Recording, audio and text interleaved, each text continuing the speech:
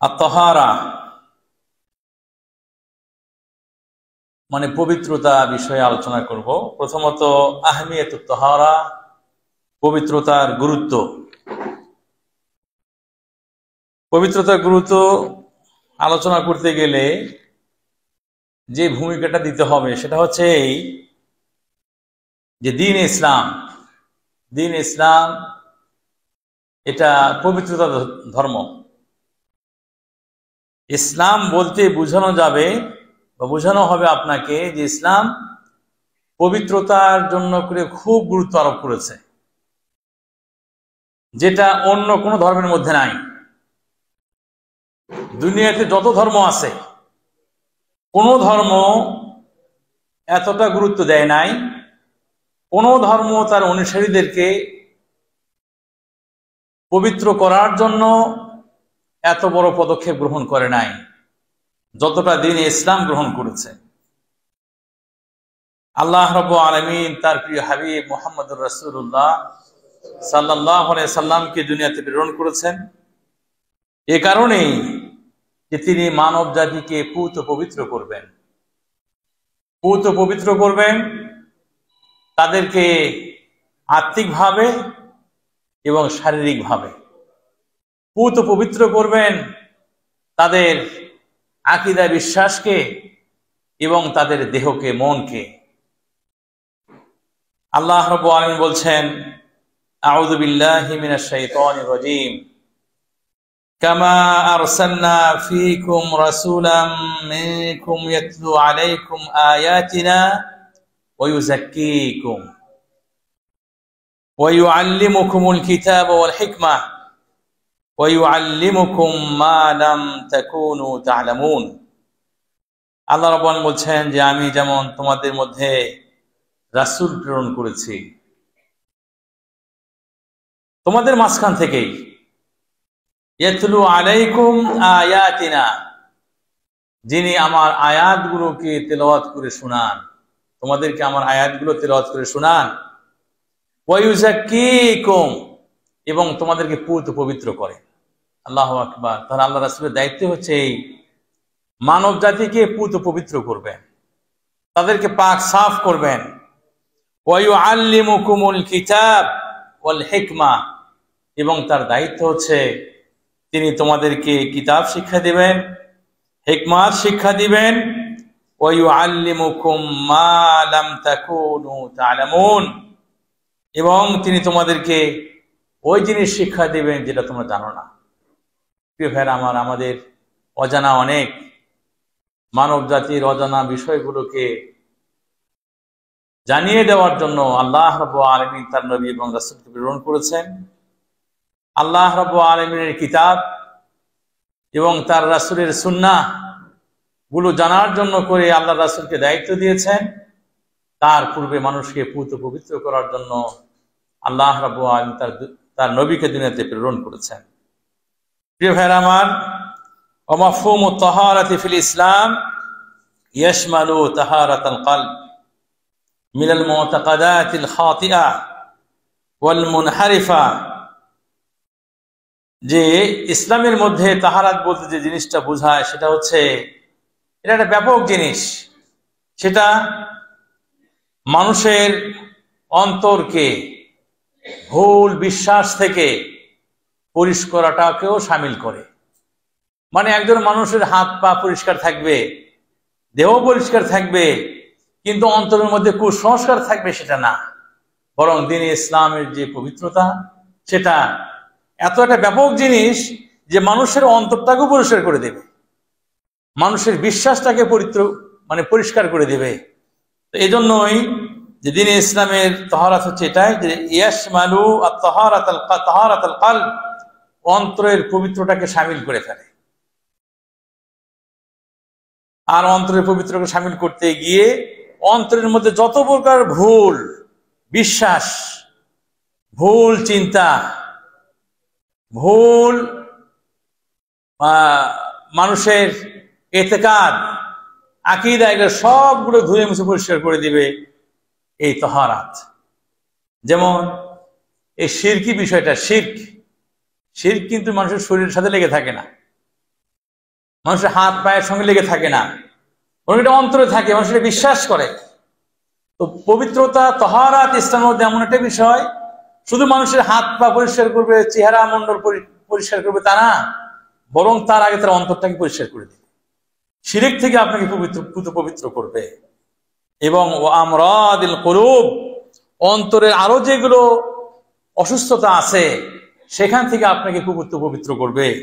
যেমন কাল হাকাদি, কাল হেকদি ওয়াল হাসাদি, যেমন হিংসা বিদ্বেষ থেকে আপনাকে পবিত্র করবে। অনুরূপ ভাবে আপনার চিন্তার মধ্যে যদি কোনো ভুল চিন্তা থাকে, সেই ভুল চিন্তাগুলো এই তহারাত, ইসলামের তহারাত আপনার ভুল চিন্তাগুলোকে পরিষ্কার করে দেবে। এবং প্রত্যেক ওই জিনিস, যে জিনিস আপনাকে কাজ করতে আপনাকে অক্ষম করে দিবে, আমল করতে অক্ষম করে দিবে, সেটাও আপনার জীবন থেকে পরিষ্কার করে দিবে, দূরে সরিয়ে দিবে। যেমন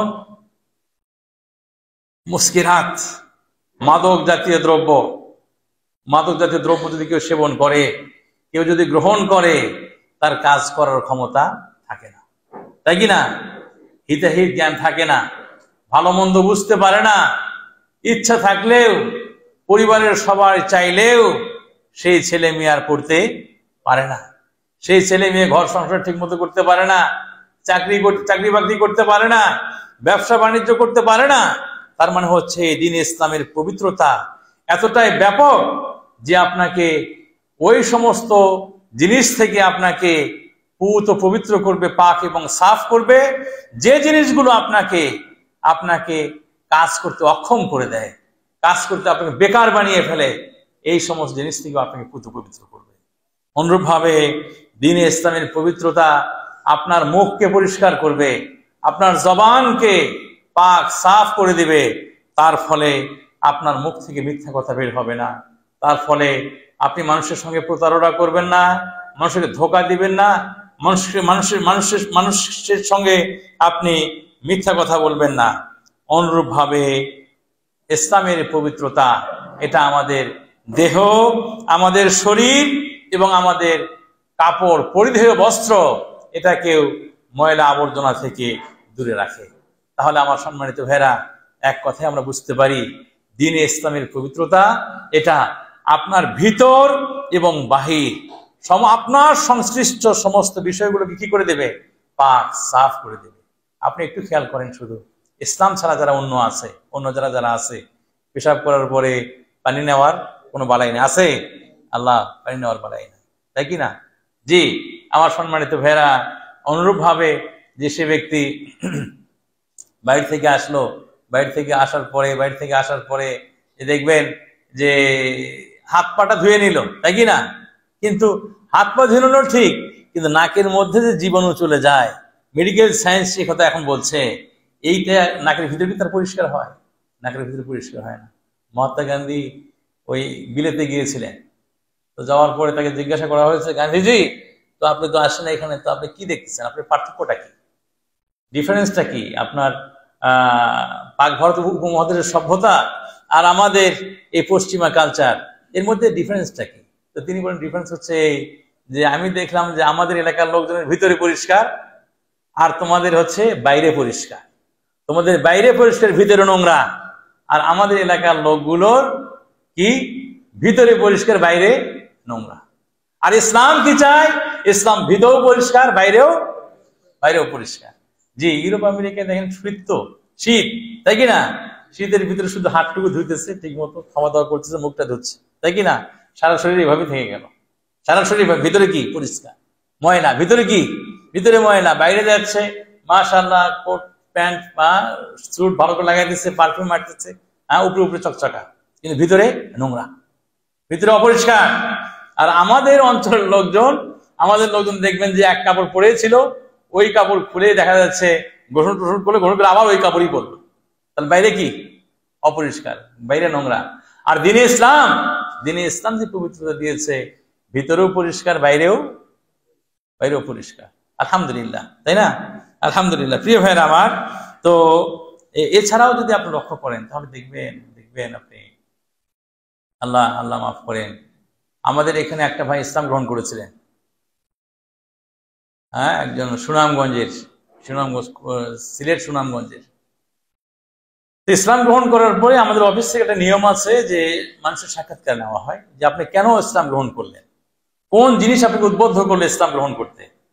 তো তাকে আমরা জিজ্ঞাসা করলাম, তো উনি বললেন যে আমি ইসলাম গ্রহণ করেছি একটা বড় কারণে, সেটা হচ্ছে যে আমি যখন বিবাহ করলাম, তো আমার বন্ধু বান্ধব ছিল সবাই মুসলিম, বিবাহ হয়ে গেল আমার, রাত্রি যাপন করলাম নতুন স্ত্রীর সঙ্গে, সকালবেলা উঠলাম, আমার বন্ধুরা জিজ্ঞাসা করছে কি রে গোসল করছিস, তো বলছে কিসের গোসল, গোসল তো করিনি।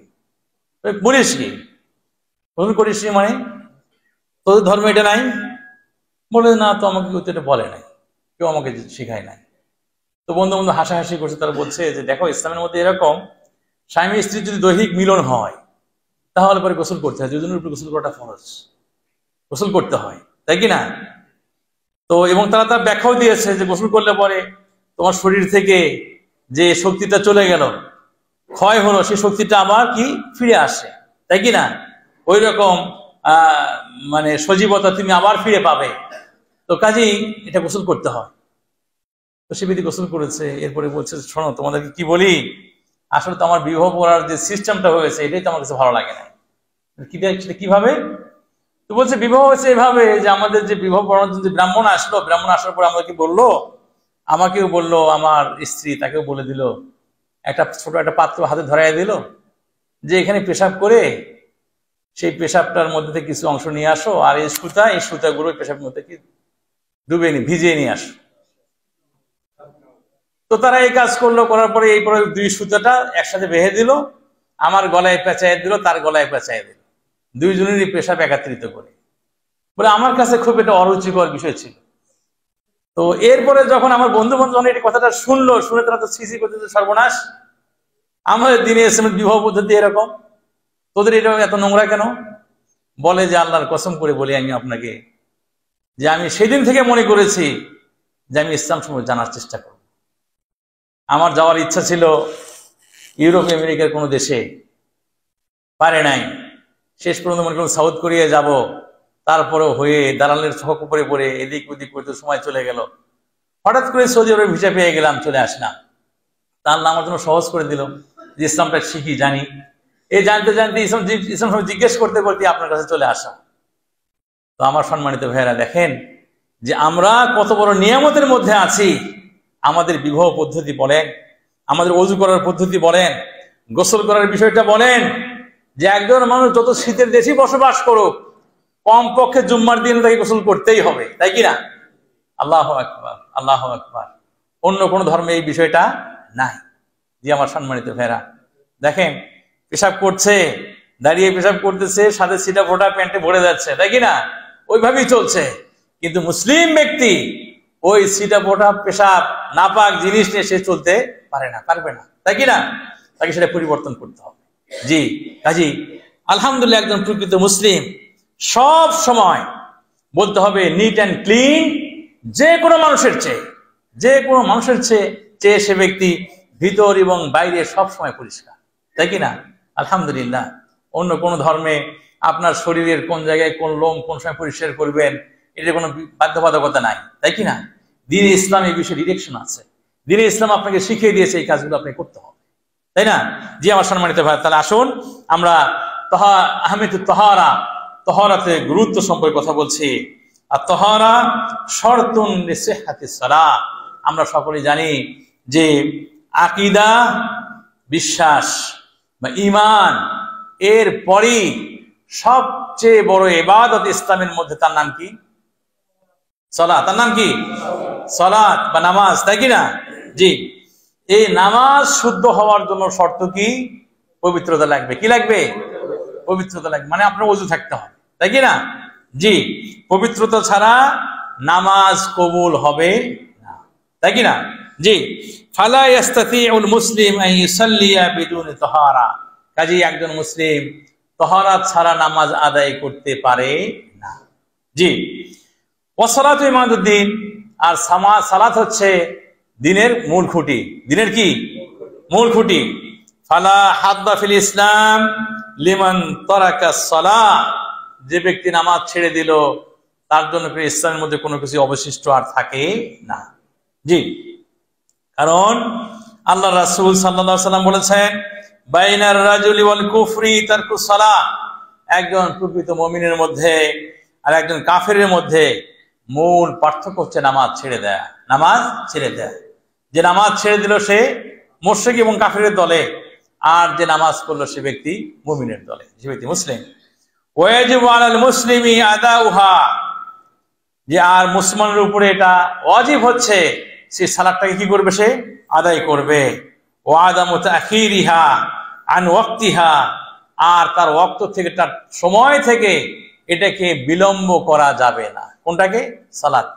সালাতকে তার সময় থেকে বিলম্ব করা যাবে না। কেন? কেন? তার উত্তর কি?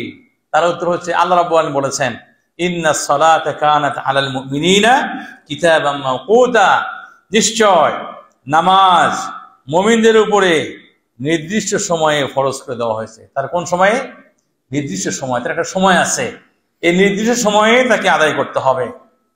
আমিন হুনা ইয়াতাবায়ান লাকা আহমিয়াতুত তাহারা, এখান থেকে আপনার জন্য স্পষ্ট হয়ে গেল যেহেতু নামাজের জন্য শর্ত হচ্ছে তাহারা, আর নামাজ হচ্ছে ইসলামের মূল বিষয়, অতএব তাহারা না হলে যেহেতু আপনার সালাত আদায় হবে না, কাজে এখান থেকে আপনি পরিষ্কার হয়ে বুঝে গেলেন যে মুসলিম জীবনে তাহারাতের গুরুত্ব কতটুকু, তাই কিনা ভাই? মানে ইবাদত করতে গেলে কি লাগবে? তাহারাত লাগবে। নামাজ পড়তে গেলেই তাহারাত লাগবে। কাজী নামাজ যেমন মুসলিম জীবনে অনেক অপরিসীম গুরুত্ব বহন করে, সেই নামাজ আদায় করতে গেলেই আপনাকে তাহারাত অর্জন করতে হবে। প্রিয় ভাইরা আমার, আসেন মানাত তাহারা, তাহারা শব্দের অর্থটা কি?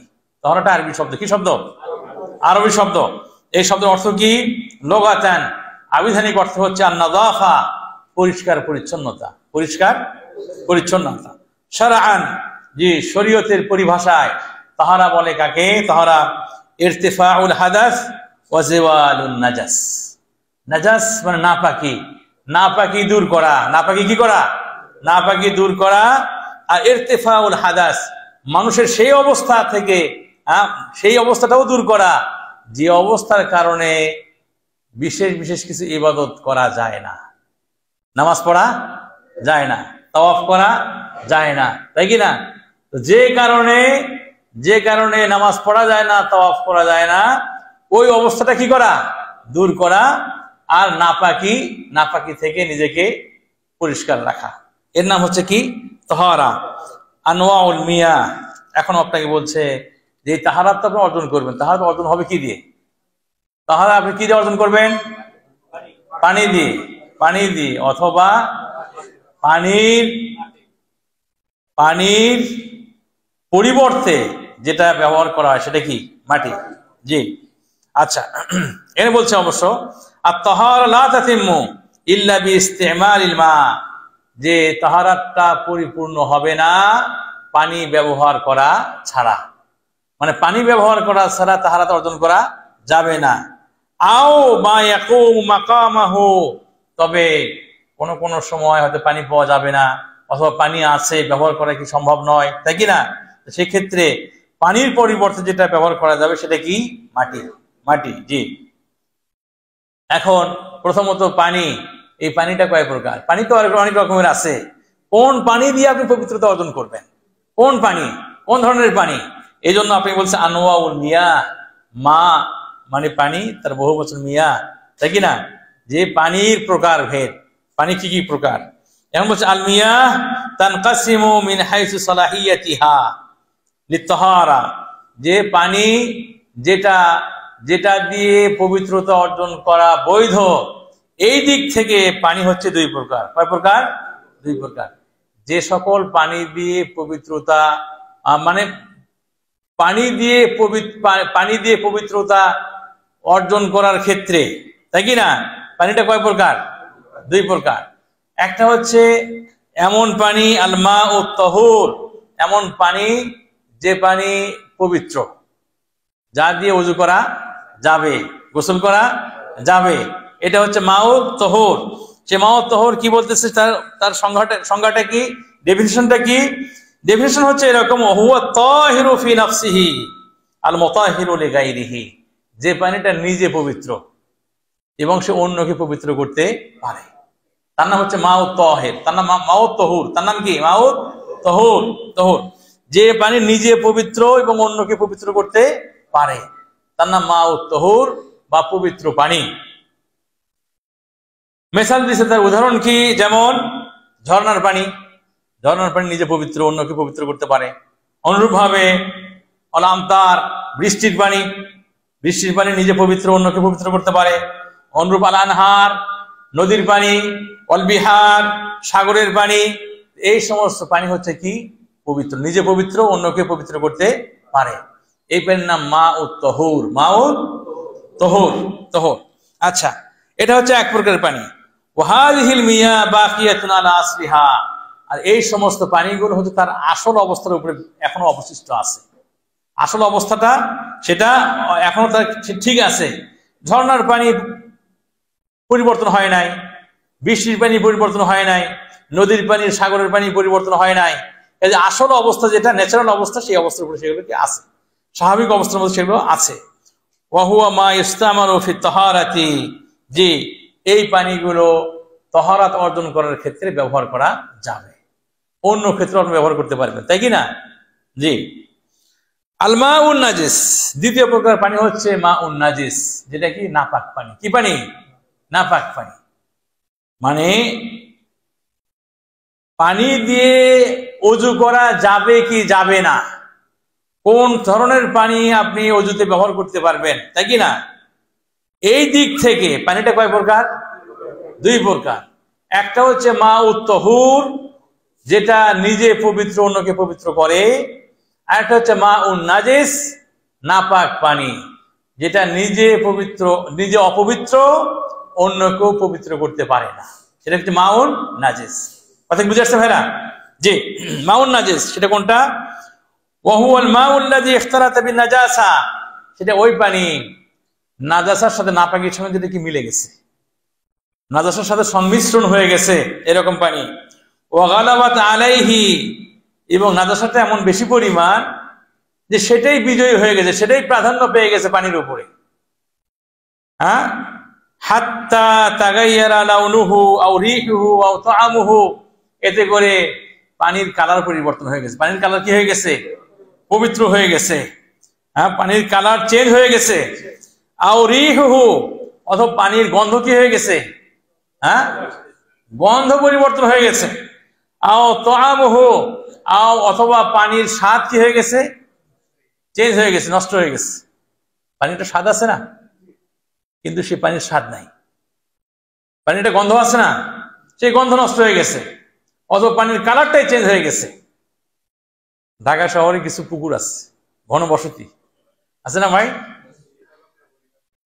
আচ্ছা, ভাই বলছে বুড়িগঙ্গার পানি হইতো, পুকুর তো দূরের কথা, বুড়িগঙ্গার পানি নষ্ট হয়ে গেছে।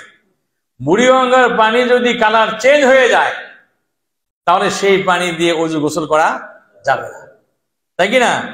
জি, বুড়িগঙ্গা কেন, আরো যদি অন্য কোথাকার কোনো জায়গার পানি, তার যদি রং চেঞ্জ হয়, অথবা স্বাদ চেঞ্জ হয়, অথবা গন্ধ কি হয়? চেঞ্জ হয়, তাহলে পরে সেই পানি নাপাক, সেটা দিয়ে অজু গোসল করা যাবে না। জি, মাশাআল্লাহ। প্রিয় ভাইরা আমার, তাহলে আমরা পানি কয় প্রকার শিখলাম? একটা মাউ তহুর, একটা মাউন নাজিস, তাই কি না? একটা পবিত্র পানি, একটা অপবিত্র পানি। মাশাআল্লাহ। চলেন এবার আলোচনা হচ্ছে আদাব ও কাদা ইল হাজা। আদাব কাদা ইল হাজা, কাজায়ে হাজতের আদব বা শিষ্টাচার কি। আল্লাহু আকবার। দ্বীন ইসলাম, ইসলাম আপনার প্রয়োজনীয় বিষয়, আপনি কি প্রয়োজন অনুভব করেন, এই বিষয়গুলোর সঠিক দিক নির্দেশনা দিনে ইসলাম আপনাকে দিয়েছে। আল্লাহু আকবার। এমনকি পেশাব পায়খানায় আপনি কিভাবে এগুলো সম্পন্ন করবেন, এই বিষয়গুলো এসেছে।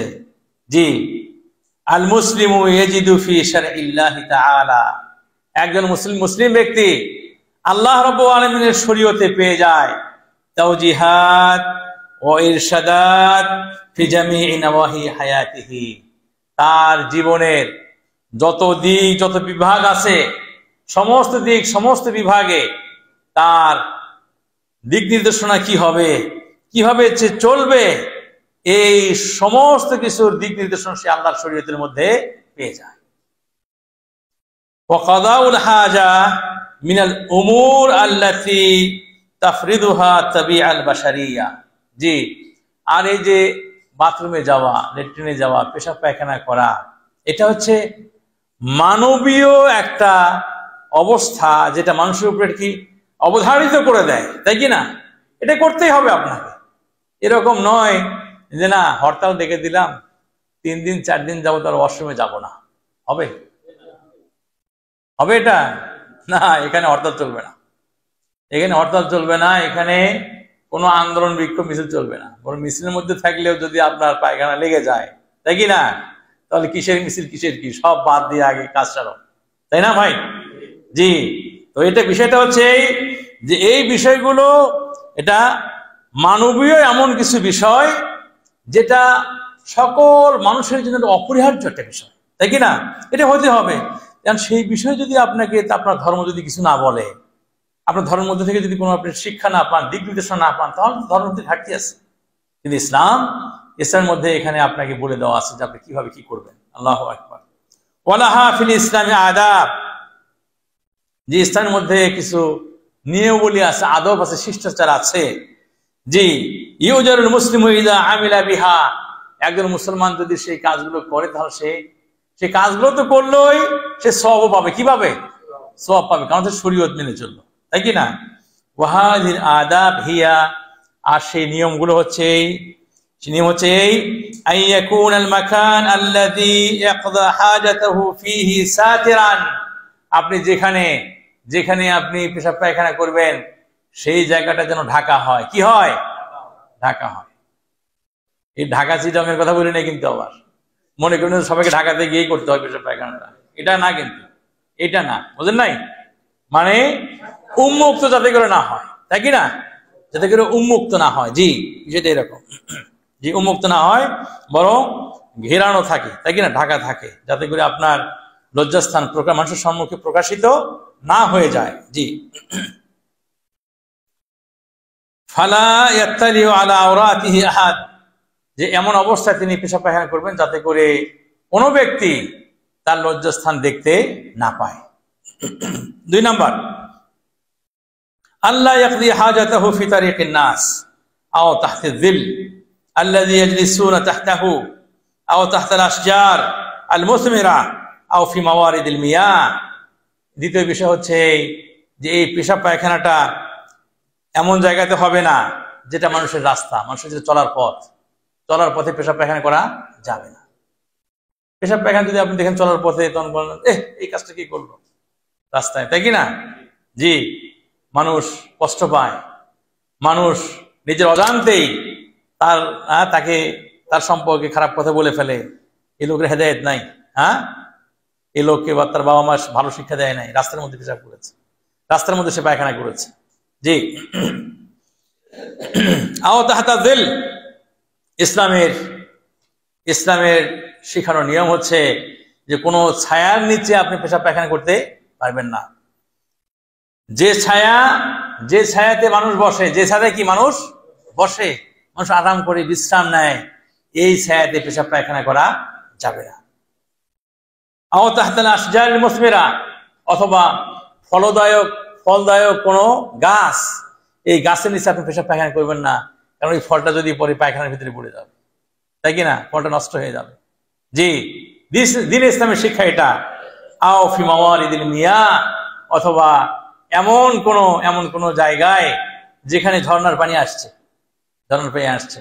ভাই, আমি যে গত সপ্তাহে আপনাদের এখানে ছিলাম না, তো ওয়াদিয়া দিসাতে গিয়েছিলাম, ওয়াদিয়া দিসা, তাবুক যাওয়ার পথে। আল্লাহু আকবার, এমন জায়গা সৌদি আরবের ভিতরে কল্পনাই করা যায় না। সুবহানাল্লাহ, পাহাড়ে ঘেরা একটা বিশাল এলাকা, তার মধ্যে যে কত প্রকারের গাছ। ওই বাংলাদেশে আমাদের বেতের আড়া আছে না, বেতের আড়া আছে, খেজুরের গাছ আছে, বিভিন্ন প্রজাতির সেখানে পশু পাখি এগুলো আছে। আবার ঝর্ণার পানি একখান থেকে বয়ে যাচ্ছে, 7 কিলোমিটার ঝর্ণার পানি চলছে। আল্লাহ, কি মনোরম দৃশ্য, সুবহানাল্লাহ। এখন এইরকম মনোরম দৃশ্য যেখানে ঝর্ণার পানি বয়ে চলছে, এখানে যদি কেউ পায়খানা করে কেমন লাগবে? খারাপ না? এটা খুব খারাপ, এটা খুব খারাপ দেখাবে। প্রিয় ভাইরা আমার, তো দ্বীনে ইসলাম আপনাকে নিষেধ করেছে মামারিদিল মিয়া, এরকম কোনো একটা জায়গায় যেখানে পানির ঝর্ণা চলছে, পানি বয়ে যাচ্ছে, এরকম জায়গায় পেশাব পায়খানা করা যাবে না। 3 নম্বর বিষয়, আল্লাহ ইয়াদখুলা মাহু ফি মাকানি কাদাইল হাজা শাইউন ফিহি যিকরুল্লাহ তাআলা। জি, আপনি যখন পেশাব পায়খানা করতে যাবেন তখন আপনার সঙ্গে এমন কোনো জিনিস নিয়ে যাবেন না যেখানে আল্লাহ তাআলার নাম লেখা আছে। ঠিক আছে ভাই, সেখানে এরকম জিনিস নিয়ে যাওয়া যাবে না। 4 নম্বর জিনিস হচ্ছে আইয়াকুলা দুআ দুখুলুল খালা ক্বাবলা দুখুল। জি, আপনি পেশাব পায়খানা করতে যখন আপনি ল্যাট্রিনে ঢুকবেন, যাবেন, তার আগেই পেশাব পায়খানার দোয়া আছে না? জানেন তো সবাই? জানেন না? মাশাআল্লাহ, আলহামদুলিল্লাহ। তো সবাই দোয়া বলবেন, আল্লাহুম্মা ইন্নী আউযু বিকা মিনাল খুবুসি ওয়াল খাবায়েস। যে এই দোয়া বলে বাম পা দিয়ে প্রবেশ করবেন, তাই না? দ্বীনে ইসলামের শেখানো নিয়ম। জি জি, মানুষ তো দেখবেই না, বরং জিন, খারাপ জিন, সেও যেন আপনার লজ্জাস্থান দেখতে না পারে, এই জন্য দ্বীনে ইসলাম এই পদ্ধতি শিক্ষা দিয়েছে। সুবহানাল্লাহ। জি আমার সম্মানিত ভাই, ওয়াইদা খারাজা ইয়াকুল, এবং যখন আপনি পেশাব পায়খানা থেকে বের হবেন তখন ডান পা দিয়ে বের হবেন, আর কি বলবেন? গোফরানাক, তাই কি না? গোফরানাক। জি মাশাআল্লাহ, জানেন তো আপনারা, মাশাআল্লাহ। 5 নম্বর হচ্ছে আইয়ুকদ্দিমা রিজলাহুল ইসরা ইনদা দুখুলিহি ওয়া রিজলাহুল ইয়মনা ইনদা খুরুজিহি। জি, একটু আগে বললাম আমরা, যখন ওয়াশরুমে যখন আপনি ঢুকবেন বাম পা দিয়ে ঢুকবেন। কোন পা দিয়ে ঢুকবেন? বাম পা দিয়ে ঢুকবেন। আর বের হওয়ার সময় ডান পা দিয়ে আপনি বের হবেন। জি, এরপরে 6 নম্বর বিষয় হচ্ছে আদামু ইস্তিকবালিল কিবলা ওয়া ইস্তিদবারিহা আসনা কাদাইল হাজা। জি, পেশাব পায়খানার সময় কিবলার দিকে মুখ করে বসা যাবে না, কিবলার দিকে পিছন করে বসা যাবে না, তাই কি না? আল্লাহু আকবার। আল্লাহ রাব্বুল আলামিন মুসলমানদের কিবলার এই সম্মান দান করেছেন। আপনি পৃথিবীর যেখানেই থাকেন সেখান থেকে কিবলা যেদিকে, সেই দিকে হয়ে পেশাব পায়খানা করা যাবে না, বা সেই দিকে পিছন করে পেশাব পায়খানা করা যাবে না। তবে ইযা কানা খারিজাল বুনিয়ান কাসসাহরা মাসালান। জি, তবে এই বিষয়টা হচ্ছে যখন আপনি মাঠের মধ্যে উন্মুক্ত জায়গায় পেশাব পায়খানা করবেন, তাই কি না?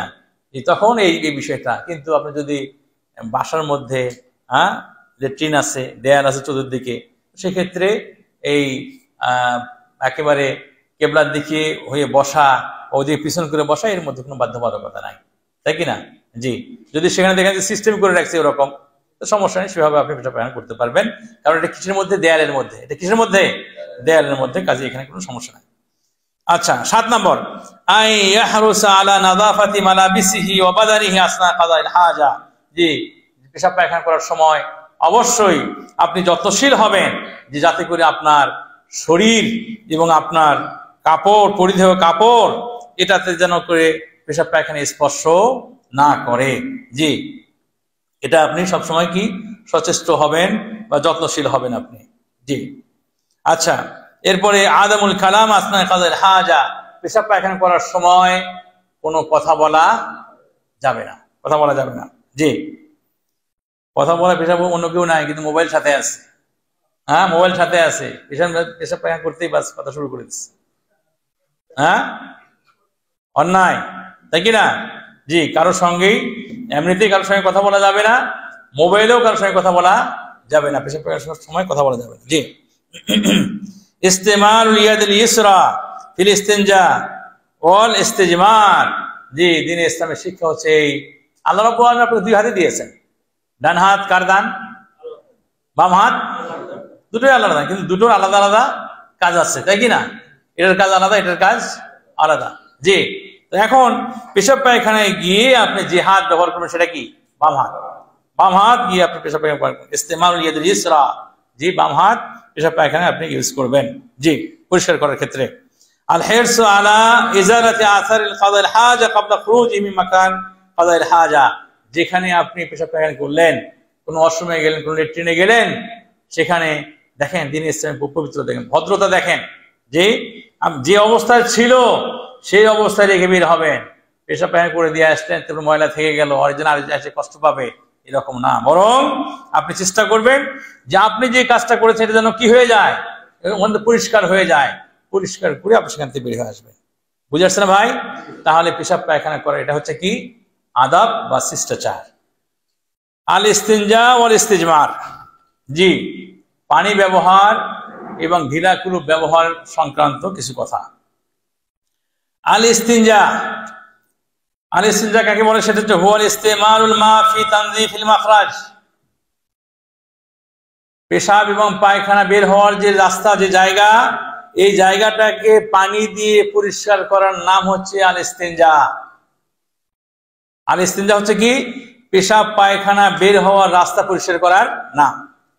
ওয়াল ইস্তিজমার, ইস্তিজমার হচ্ছে হুয়া ইস্তেমালুল হাজার আবিল ওয়ারাক, যে কোনো ঢিলা কুলুপ ব্যবহার করা, হ্যাঁ, পেশাব পায়খানার রাস্তা পরিষ্কার করতে ব্যবহার করা, সেটাকে বলা হয় আল ইস্তিজমার। তবে এক্ষেত্রে যে জিনিসটা খেয়াল করতে হবে সেটা হচ্ছে এই যে সেক্ষেত্রে আইয়ামসাহ সালাসা মাররাত, যে সে ব্যক্তি 3 বার কি করবে? ঢিলা কুলুপ ব্যবহার, কয়বার? 3 বার ঢিলা কুলুপ সে ব্যক্তি ব্যবহার করবে।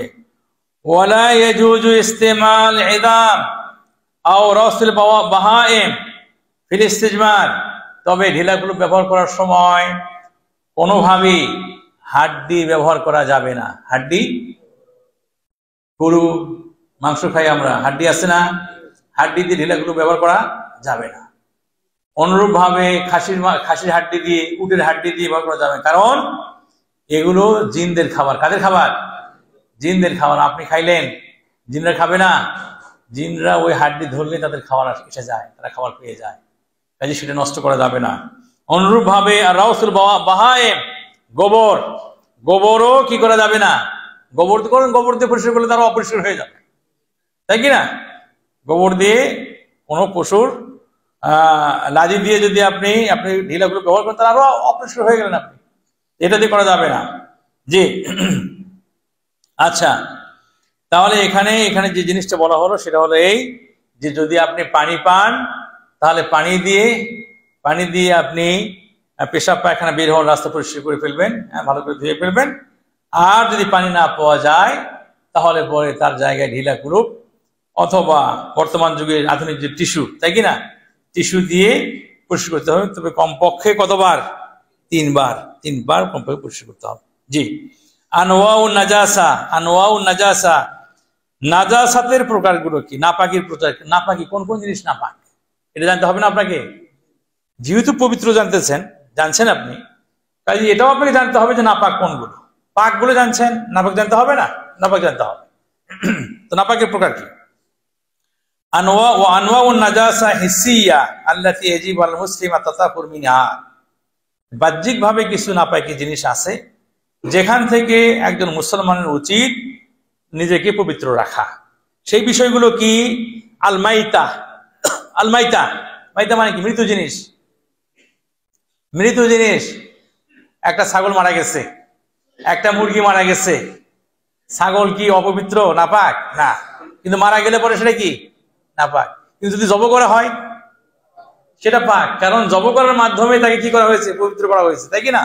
কাজে সেটা জব করলে পরে সেটা নাপাক না, কিন্তু যদি এমনিতে যদি সে মারা যায় তাহলে সেটা কি? নাপাক।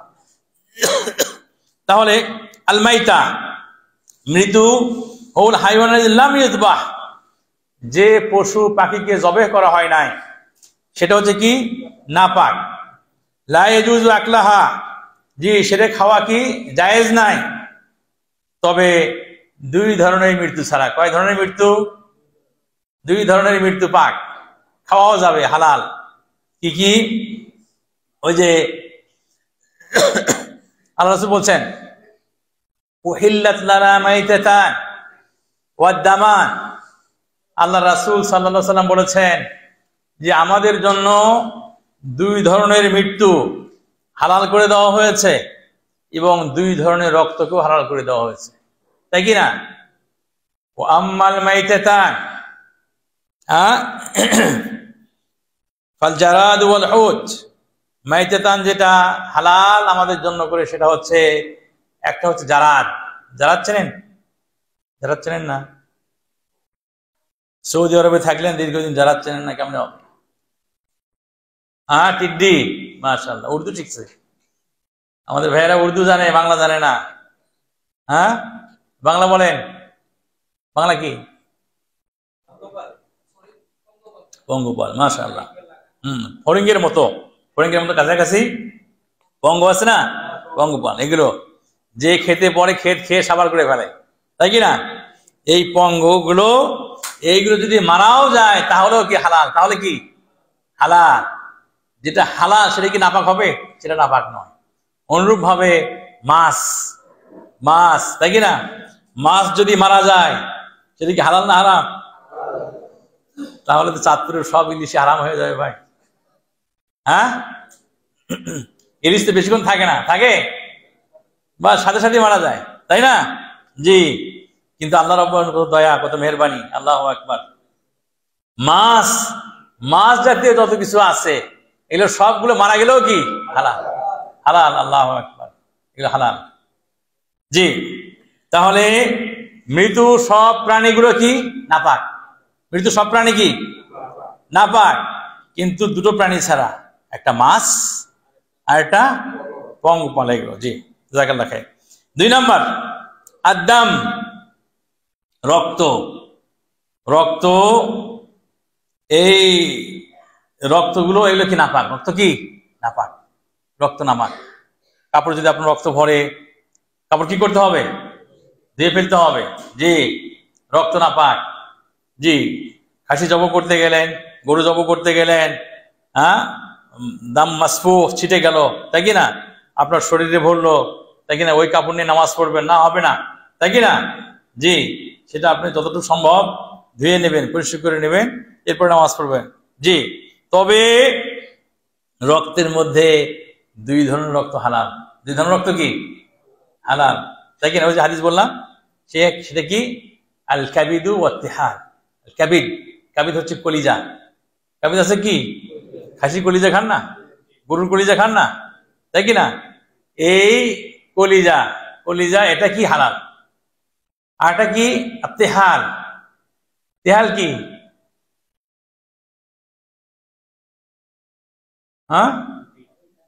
মাটিয়া, ওই যে এটাকে বলে কি? তিল। তিলা যেটা আছে, পিলাই, পিলাই বলে মনে হয় না? পিলা বলে না, তিলাই বলে, পিলাই বলে, যাই হোক। তো এটা যেটা শুদ্ধ ভাষায়, তাই না?